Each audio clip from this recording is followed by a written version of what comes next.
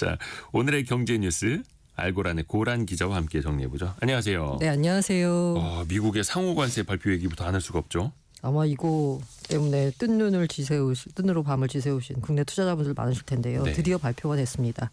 미국 정부에서 한국에서 생산돼서 미국으로 수입되는 모든 제품, 우리나라는 25% 상호 관세를 부과한다라고 공식 발표 대상에 올랐습니다. 우리는 25입니다. 25 숫자 보세요. 중국 34. 근데 중국은 앞서서 또 막고 있었잖아요. 네. 거기에 더 하는 겁니다. 유럽연합 20. 일본 살짝 낮습니다. 24%. 이게 충격적이에요. 베트남 46%. 타이완 32%. 인도 26%. 우리보다 미국에 대한 무역 흑자가 더 큰 일본이요. 일본 같은 경우에는 유럽연합보다는 높다라고 보시면 되고 우리보다는 살짝 낮다라고 보시면 됩니다. 근데 앞서서 철강, 알루미늄, 자동차 품목별로 관세가 부과된 거 있잖아요. 여기에는 상호 관세는 추가로 적용되지 않는다라고 밝혔습니다. 이게 나라별로 아예 그 나라가 어떻고 우리는 어떻게 할 거고 쫙 줄을 세워서 맞아요. 브리핑을 하더라고요. 우리나라 이름도 거기에 딱 올라갔고요. 그러니까 이게 트럼프 대통령이 그러니까 각국이 미국을 얼마나 이른바 착취하고 있느냐를 이제 강조를 했어요. 그러니까 이게 이제 트럼프 대통령의 생각입니다. 예를 들면 우리나라 같은 경우에는 비관세 장벽이나 뭐 여러 가지 다 따져 보니까 사실 한국은 미국 제품을 수입하는데 50% 관세를 물리고 있더라. 근데 근거는 없고. 네, 근건 없습니다. 예. 주장입니다. 근데 우리가 일단 관대하게 50%도 우리는 한국은 우리나라 미국 수입품에 대해서 50% 다 물리는데 우리는 많이 봐줬다. 절반만 해줄게. 25%. 나는 관대하다. 네, 이런 맞습니다. 그래서 우리나라와 일본 자동차 산업을 특히 콕 집어가지고요. 가장 나쁜 무역 관행으로 지목을 했습니다. 그러면서 한국, 일본이 거대한 무역 장벽을 쌓아서 한국 내에선 자동차 81%가 한국산이다. 일본에선 94%가 일본산이다라고 불만을 표현했습니다.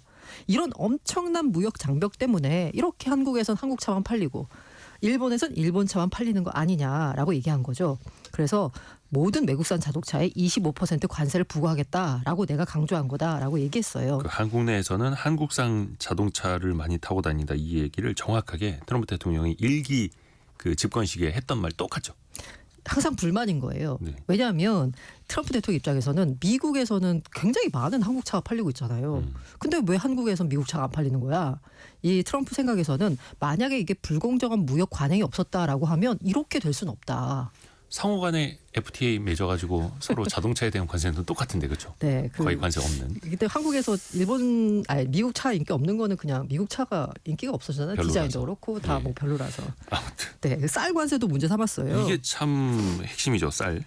일본은 700%, 한국은 50%에서 513%까지 다양한 관세를 부과한다. 그들은 우리가 쌀을 판매하는 것을 원하지 않는다라고 말했어요. 앞서 사전 브리핑에서 한국 관세가 미국의 4배라는 주장했잖아요. 네. 그리고 4배가 도대체 어디서 왔는지 알 수 없었고 쌀 같은 경우에도 사실 쌀은 이른바 이게 식량 안보와 연결된 문제잖아요. 그래서 우리가 FTA 협상할 때도 쿼터제로 해가지고 이제 하잖아요. 근데 이거 할 때도 우리가 이 쌀 이거 지키려고 우리가 내준 것도 또 많잖아요. 네, 그렇죠. 그런 거는 감안을 안 하고 이렇게 발표를 했습니다. FTA도 사실은 이제 협상을 통해서 맺는 협정이다 보니까 이거는 우리가 보호하는 대신에 저거를 열어줄게. 맞습니다. 이거는 관세율을 제로로 하되 이거는 우리가 좀 필요해라고 하면서 협상을 통해서 맺어지는 결과물이고 2017년에 다시 한번 또 재협상을 해서 2018년에 다시 수정이 됐던 거죠. 개정이 됐던 한미 FTA인데 또 걸고 넘어지고 있습니다. 우리로선 참 바라지 않는 결과가 또 나온 건데 트럼프는 이렇게 나오는 이유는 뭘까요? 속셈을 좀 알아볼까요?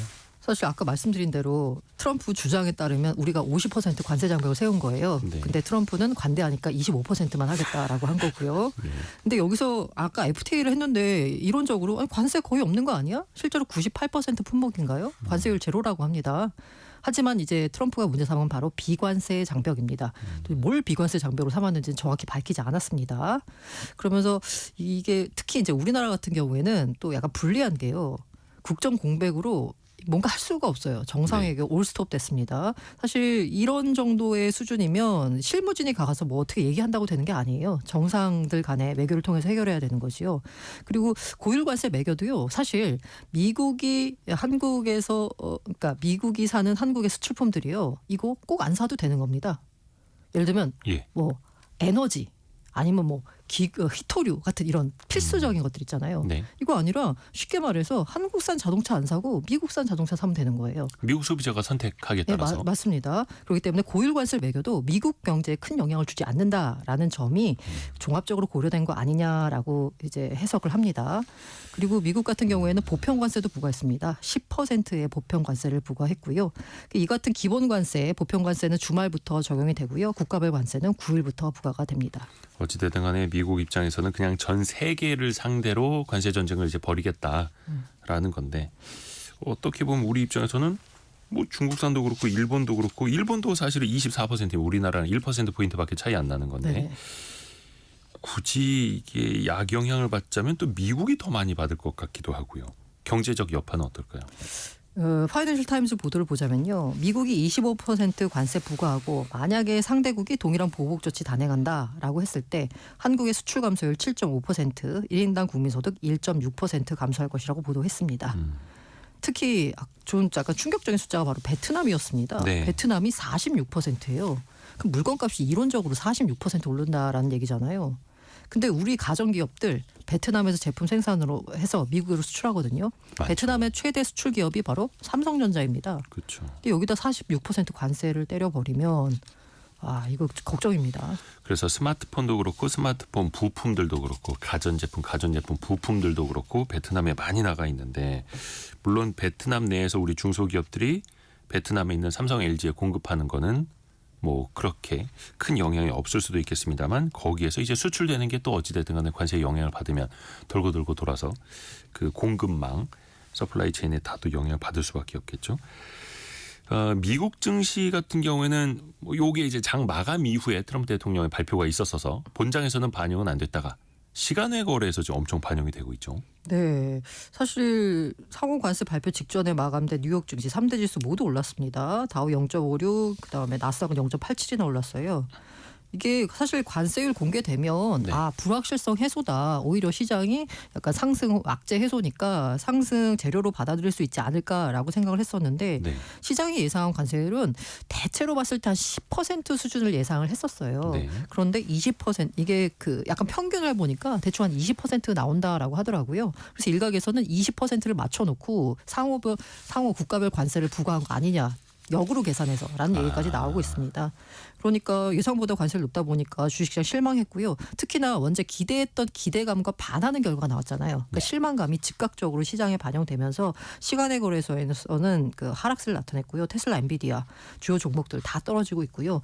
미국 주요지수 야간 선물도 급락을 했고요. 특히 이제 그 시장이 이제 문을 닫았을 때도 24시간 열려 있는 시장이 바로 이 크립토 시장입니다. 코인 시장이요. 네. 이 관세 발표 나오자마자 바로 비트코인 같은 경우에는 마이너스 3% 지금 낙폭을 키워가고 있고요.